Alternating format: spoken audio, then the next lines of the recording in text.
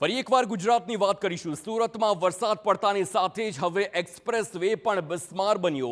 Mumbai Delhi express way પર તિરાડો જોવા મળી। કોસંબા અંકલેશ્વર વચ્ચે એક્સપ્રેસ વેનું ધોવાણ થયું છે।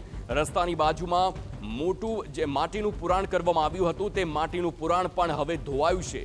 વાહન ચાલકો અકસ્માતનો ભોગ બને તેવી સ્થિતિ જોવા મળી રહી છે એક્સપ્રેસ વે પર।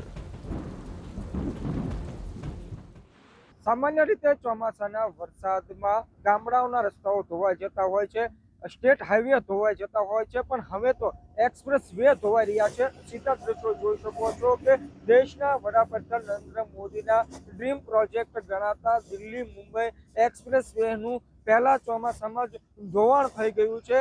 અંકલેશ્વર અને કોસંબાની વચ્ચે આ પ્રકારે રસ્તો બેસી ગયેલો નજરે ચડી ગયો છે।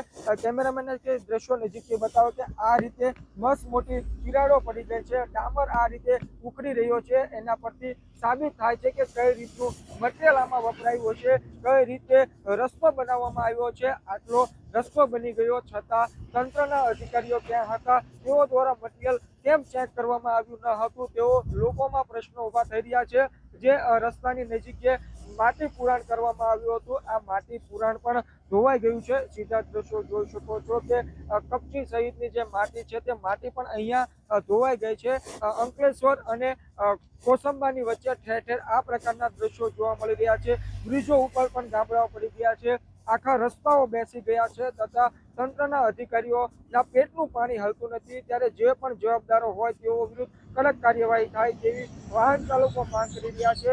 આ એક્સપ્રેસ પર ચાલવા માટે વાહન ચાલકો મસ્ત મોટો ટોલ આપતા હોય છે, તેના બદલામાં આવી રીતે બિસ્માર રસ્તાઓ લોકોને મળી રહ્યા છે, જેને પગલે ખૂબ જ આક્રોશ જોવા મળી રહ્યો છે। ત્યારે જે પણ જવાબદાર અધિકારીઓ હોય કે કોન્ટ્રાક્ટરો હોય તેઓ વિરુદ્ધ સરકાર એક્શન લે તે હાલ ખૂબ જ જરૂરી બન્યું છે।